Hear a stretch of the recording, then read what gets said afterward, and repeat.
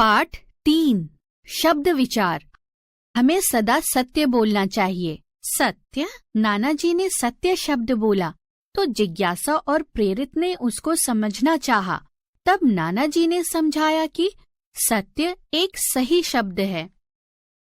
यह स जमा अ जमा त जमा य जमा अ कुल 5 वर्णों से मिलकर बना है।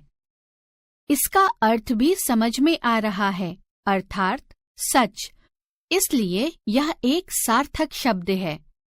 यह वर्णों को सही क्रम से मिलाकर बना है, इसलिए यह सही व सार्थक शब्द है। अर्थात वर्णों को सही क्रम में मिलाने से सार्थक शब्द बनते हैं, इसलिए वर्णों के सार्थक मेल को शब्द कहते हैं। भाषा में सार्थक शब्दों को ही मान्यता मिलती है। सत्य संस्कृत का शब्द है जो हिंदी में भी प्रयोग किया जाता है। सत्य और सच दोनों का एक ही अर्थ है, लेकिन इनकी उत्पत्ति के आधार पर ये अलग अलग प्रकार के हैं।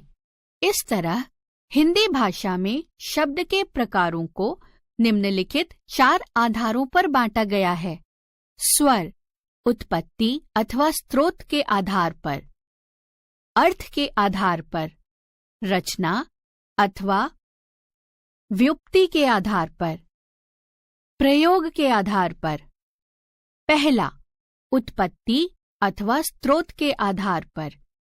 उत्पत्ति के आधार पर शब्द 4 प्रकार के होते हैं। शब्द तत्सम शब्द, तद्भव शब्द, देशज शब्द, विदेशी शब्द। पहला, तत्सम शब्द। वे शब्द जो संस्कृत भाषा से लिए गए हैं और हिंदी में बिल्कुल उसी रूप में प्रयोग किए जाते हैं, उन्हें तत्सम शब्द कहते हैं। जैसे सत्य, रात्रि, दिवस, आम्र, अग्नि, गृह, चंद्र, ग्राम, उष्ट्र, घृत आदि। दूसरा, तद्भव शब्द।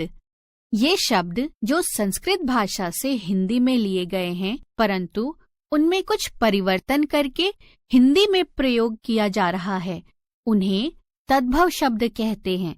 जैसे सत्य, सच, रात्रि, रात, दिवस, दिन, आम्र, आम, अग्नि, आग, गृह, घर, चंद्र, चांद, ग्राम, गांव, उष्ट्र, ऊंट, घृत, घी आदि।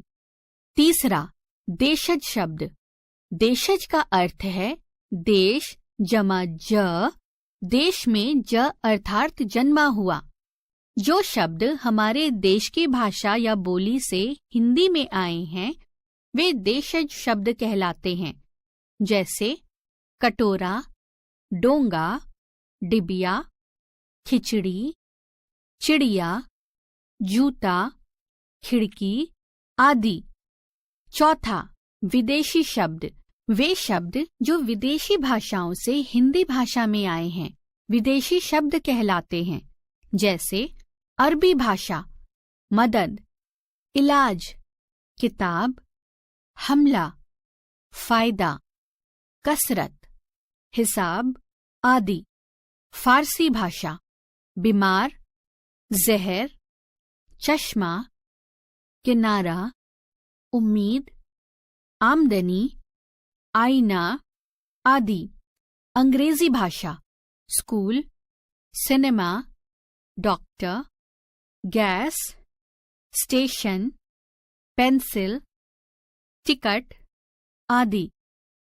तुर्की भाषा, बहादुर, बेगम, कैंची, चाकू, तोप, अरमान, लाश आदि। पुर्तगाली भाषा, अलमारी, अचार, तंबाकू, कमीज, चाबी, गोदाम, गमला आदि। दूसरा, रचना के आधार पर।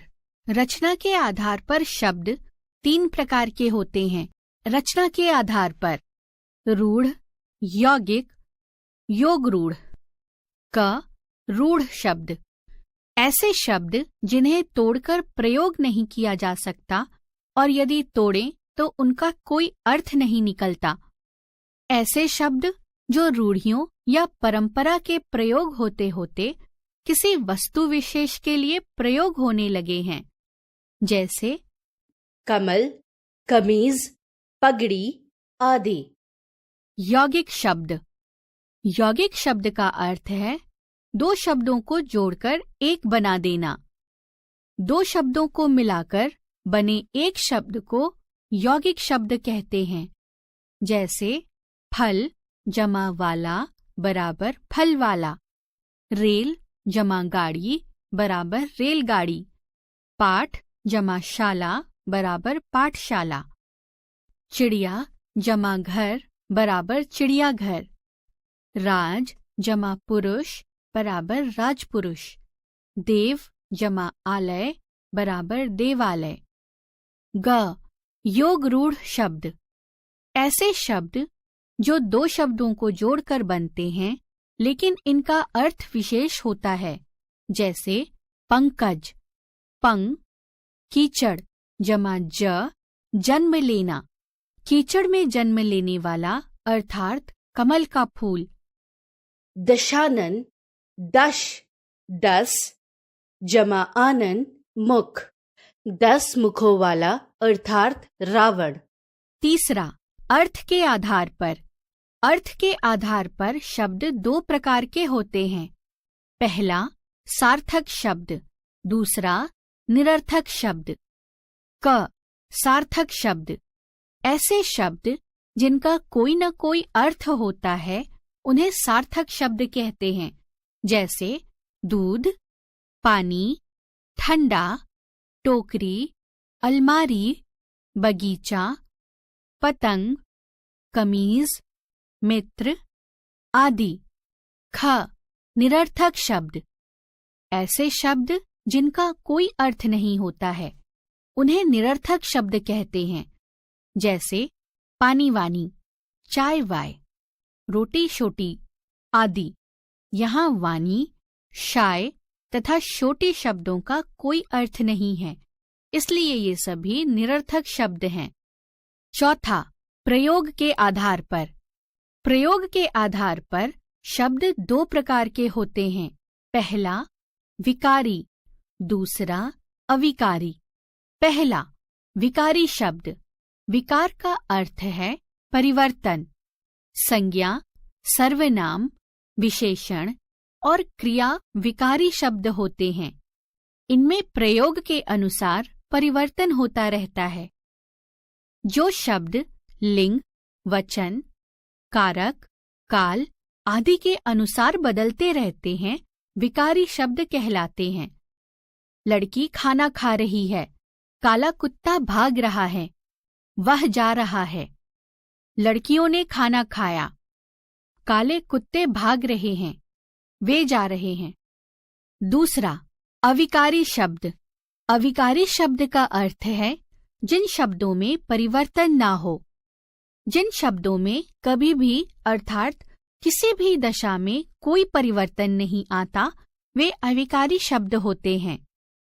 जिन शब्दों में लिंग, वचन, काल, कारक इत्यादि के कारण कोई परिवर्तन नहीं होता, उन्हें अविकारी शब्द या अव्यय कहते हैं। इन शब्दों को किसी भी रूप में प्रयोग किया जाए, ये बदलते नहीं हैं, जैसे वह इधर आ रहा है, वे इधर आ रहे हैं, कुत्ता तेज भाग रहा है, कुत्ते तेज भाग रहे हैं। अविकारी शब्द 4 प्रकार के होते हैं: क्रिया विशेषण, संबंध बोधक, समुच्चय बोधक और विस्मयादि बोधक। हमने समझा, वर्णों को सही क्रम में मिलाने से सार्थक शब्द बनते हैं। हिंदी भाषा में शब्द के प्रकारों को निम्नलिखित 4 आधारों पर बांटा गया है। पहला, उत्पत्ति के आधार पर। दूसरा, रचना के आधार पर। तीसरा, अर्थ के आधार पर। चौथा, प्रयोग के आधार पर। वे शब्द जो संस्कृत भाषा से लिए गए हैं और हिंदी में बिल्कुल उसी रूप में प्रयोग किए जाते हैं, उन्हें तत्सम शब्द कहते हैं। वे शब्द जो संस्कृत भाषा से लिए गए हैं, लेकिन उनमें कुछ परिवर्तन करके उनका हिंदी में प्रयोग किया जा रहा है, तद्भव शब्द कहलाते हैं। जो शब्द हमारे देश की भाषा या बोली से हिंदी में आए हैं, देशज शब्द कहलाते हैं। वे शब्द जो विदेशी भाषाओं से हिंदी में आए हैं, विदेशी शब्द कहलाते हैं। ऐसे शब्द जो रूढ़ियों या परंपरा से प्रयोग होते होते किसी वस्तु विशेष के लिए प्रयोग होने लगे हैं, वे रूढ़ शब्द कहलाते हैं। यौगिक शब्द का अर्थ है दो शब्दों को जोड़कर एक बना देना। ऐसे शब्द जो दो शब्दों को जोड़कर बनते हैं लेकिन इनका अर्थ विशेष होता है, वे योग रूढ़ कहलाते हैं। अर्थ के आधार पर शब्द के दो भेद हैं, सार्थक शब्द और निरर्थक शब्द। जिस वर्ण समूह का कोई अर्थ निकले उसे सार्थक शब्द कहते हैं। जिस वर्ण समूह का कोई अर्थ नहीं निकलता उसे निरर्थक शब्द कहते हैं। जिन शब्दों में प्रयोग के अनुसार परिवर्तन होता रहता है, वे विकारी शब्द कहलाते हैं। संज्ञा, सर्वनाम, विशेषण और क्रिया विकारी शब्द होते हैं। जिन शब्दों में कोई परिवर्तन नहीं होता, उन्हें अविकारी शब्द कहते हैं। क्रिया विशेषण संबंध बोधक, समुच्चय बोधक और विस्मयादि बोधक अविकारी शब्द होते हैं।